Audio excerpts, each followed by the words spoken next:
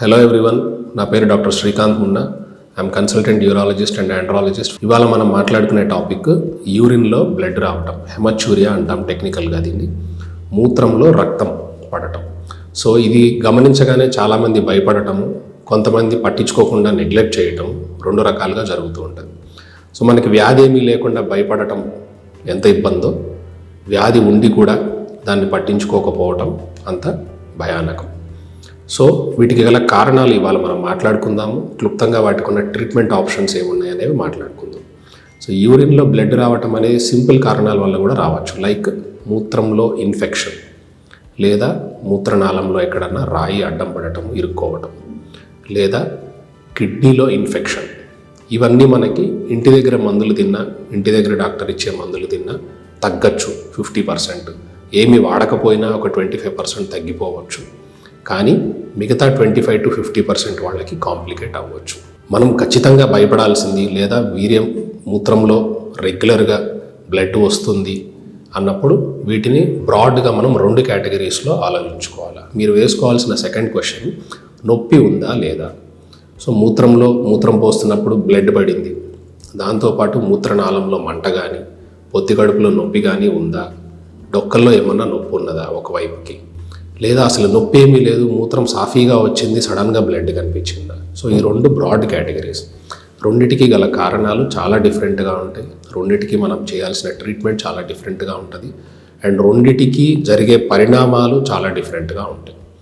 Painless హెమచ్యూరియా అంటే నొప్పి లేకుండా, ఎటువంటి ఇబ్బంది లేకుండా మూత్రంలో బ్లడ్ రావటం అనేది చాలా భయపడాల్సిన విషయం.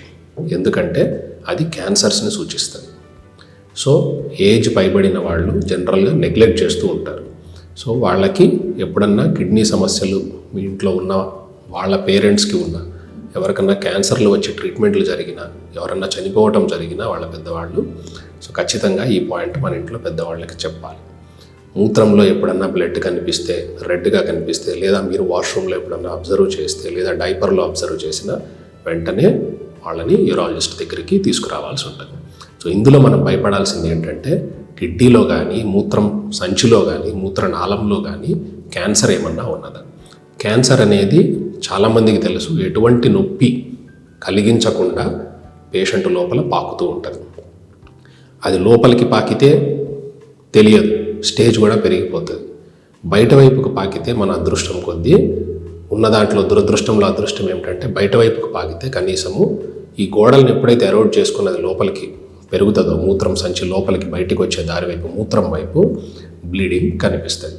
సో అట్లా బ్లీడింగ్ కనిపించగానే వెంటనే మనము యూరాలజిస్ట్ని కలవాలి. కలిసినప్పుడు అతను చేసే టెస్టులు ఏముంటాయంటే, మూత్రం టెస్ట్ ఒకటి, నిజంగా రక్తమేనా, అది ఇంకేమన్నా ఎర్రగా కనిపించే వేరే పదార్థమా, అండ్ స్కానింగ్లో ఏదన్నా చిన్న చిన్న గడ్డలు కానివ్వండి, క్యాన్సర్ లాంటి గడ్డలు కానివ్వండి, రక్తం గడ్డగట్టిన లోపల రక్తం గడ్డలు కానీ ఏమన్నా ఉన్నాయా, క్లీన్ చేసుకోవాలా, ముఖ పరీక్ష పంపించుకోవాలా, ఇంకేమన్నా పెద్ద స్కానింగ్ లాంటి టెస్టులు చేసుకోవాలా నిర్ధారణకి అనేది చేయటం జరుగుతుంటుంది. మిగతా కారణాలు, మూత్రంలో పెయిన్ లేకుండా వచ్చేది జనరల్లీ అథ్లెటిక్స్లో వస్తుంటుంది. మ్యారథాన్స్ చేస్తుంటారు యంగ్ అథ్లెట్స్. సో జనరల్లీ వాళ్ళ స్థాయికి మించిన హెవీ యాక్టివిటీ సడన్గా చేసినప్పుడు కిడ్నీస్ నుంచి ఫిల్టర్ అయ్యే యూరిన్లో బ్లడ్ లాగా ఫిల్టర్ అయిపోవటము, ఆ నెక్స్ట్ డే యూరిన్లో బ్లడ్ రావటము, అది కూడా పెయిన్లెస్గానే ఉంటుంది. 3వ రోజుకి జనరల్లీ సెటిల్ అయిపోతుంటుంది.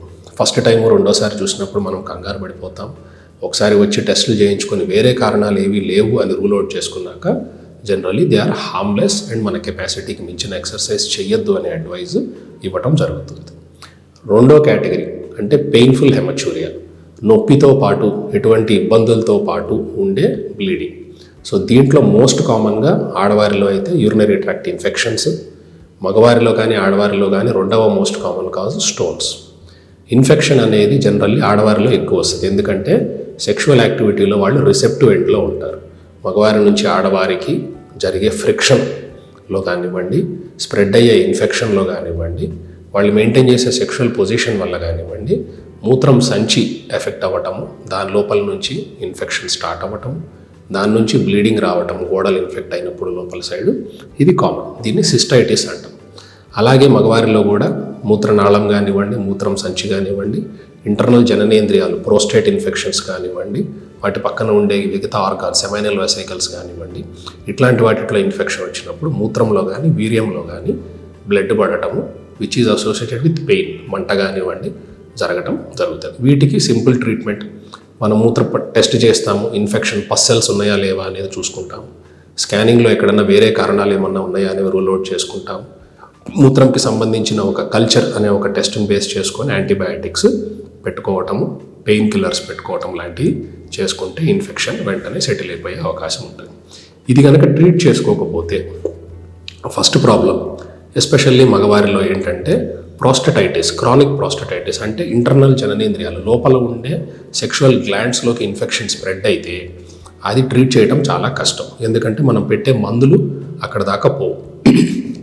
ఈ జననేంద్రియాలు డిజైన్ ఎట్లా చేశాడంటే భగవంతుడు బాడీలో వచ్చే ఇన్ఫెక్షన్ రానివ్వకుండా వాటికి కొన్ని పొరలు పెట్టేశారు. సో ఇన్ఫెక్షన్ అనేది బాడీ లోపల నుంచి రాదు, వస్తే మూత్రం దారిలో నుంచి బయట నుంచి రావాలి. కానీ మనం పెట్టే ట్రీట్మెంట్ మందులు ఎక్కడి నుంచి వెళ్తాయి? బాడీలో నుంచి, రక్తంలో నుంచి వెళ్తాయి.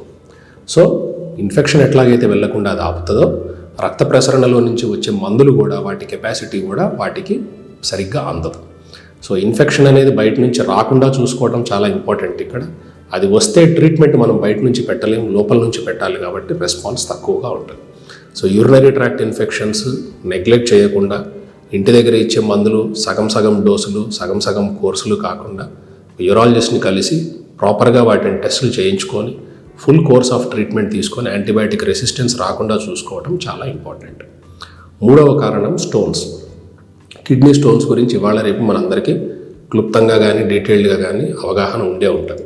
ఆ స్టోన్ ఉన్న ఏరియాని బట్టి అది కిడ్నీలో ఉన్నదా, మూత్రం నాళంలో ఉన్నదా, మూత్రం సంచిలో ఉన్నదా అనే దాన్ని బట్టి ఎండోస్కోపీ టెక్నిక్స్, లేజర్ టెక్నిక్స్ ఇవాళ రేపు ఫ్రీలీ అవైలబుల్గా ఉన్నాయి. మన దగ్గర కూడా అన్ని ఆప్షన్స్ ఉన్నాయి. హోల్ పెట్టకుండా లేజర్ సర్జరీస్ కూడా చేసుకోవచ్చు. అండ్ ఇవి స్టోన్స్ని జనరల్లీ మనం నెగ్లెక్ట్ చేస్తూ హోమియోపతి మందులు వాడుతున్నాము, ఆయుర్వేదిక్ వాడుతున్నాము, కొంతమంది చెట్ల మందు తింటున్నామంటారు, పడిపోతే అని ఎక్స్పెక్ట్ చేశామంటారు. మీరు ఏ పద్ధతి వాడినా 3 నెలలకు ఒకసారి స్కానింగ్ చేసుకొని కంపల్సరీగా అప్డేట్ అవ్వాలి. స్కానింగ్ చేసుకున్నప్పుడు ఆ రాయి పడిపోతే వెరీ గుడ్, పడకపోతే పడటానికి ఏం చేయాలో కరెక్ట్ ట్రీట్మెంట్ తీసుకోవటం ఇంపార్టెంట్ అక్కడ. ఎందుకంటే కిడ్నీ కానీ మూత్రనాళం కానీ రివర్సిబుల్ డ్యామేజ్, ఇర్రివర్సిబుల్ డ్యామేజ్ అనేవి ఉంటాయి. రివర్సిబుల్ స్టేజ్ అంటే మనం నెగ్లెక్ట్ చేసిన బాడీ దాని ఇమ్యూనిటీ ద్వారా పలానా పర్టికులర్ టైంలోపు ఆ ఇన్సల్ట్ ఏదైతే ఇబ్బంది ఏదైతే క్రియేట్ చేస్తుందో అది పోతే మళ్ళీ రికవర్ అయ్యి నార్మల్ స్టేజ్కి వచ్చే అవకాశం ఉంటుంది. ఈ రివర్సిబుల్ ఫేజ్లో మన అదృష్టం బాగోక ఆ రాయి పడకపోయినా, ఆ ఇన్ఫెక్షన్ తగ్గకపోయినా, ఆ ఇర్రివర్సిబుల్ ఫేజ్లోకి వెళ్ళిపోయినప్పుడు ఆ తర్వాత మనం ఎన్ని ట్రీట్మెంట్లు చేసినా ఎంతో కొంత డ్యామేజ్ దీర్ఘకాలికంలో ఉండిపోయే అవకాశము. 60-70 ఏళ్లకి మొదలవ్వాల్సిన బీపీలు, షుగర్లు, కిడ్నీ సమస్యలు 40 ఏళ్ళకి 45 ఏళ్ళకి స్టార్ట్ అవ్వడం లాంటివి జరుగుతాయి. ఆ రోజు మనం నాకే ఎందుకు ఇట్లా జరుగుతుంది అనుకునే బదులు ఇవాళ దాన్ని ప్రాపర్గా అడ్రస్ చేసి ట్రీట్ చేసుకోవడం చాలా ఇంపార్టెంట్. సో మేజర్గా మూత్రంలో బ్లడ్ పడటానికి ఈ 3-4 కారణాలని మనం సెగ్రిగేట్ చేసుకొని ప్రాపర్గా అసెస్ చేసుకొని ట్రీట్ చేసుకోవడం చాలా ఇంపార్టెంట్. సో ఈ ఇబ్బంది ఎప్పుడన్నా వచ్చినప్పుడు ఇంటి దగ్గర ఒక ట్యాబ్లెట్ వేసుకొని తగ్గిపోయింది అనుకొని మర్చిపోయి మళ్ళీ 2 నెలలకు ఒకసారి వస్తుంది, మళ్ళీ వేసుకున్నా మర్చిపోయింది అనుకునే బదులు ఫస్ట్ టైం వచ్చినప్పుడే అలర్ట్ అయ్యి యూరాలజిస్ట్ని కలిసి వారి సలహా, వారి ట్రీట్మెంట్ తీసుకోవడం చాలా important. Stay healthy. Thank you.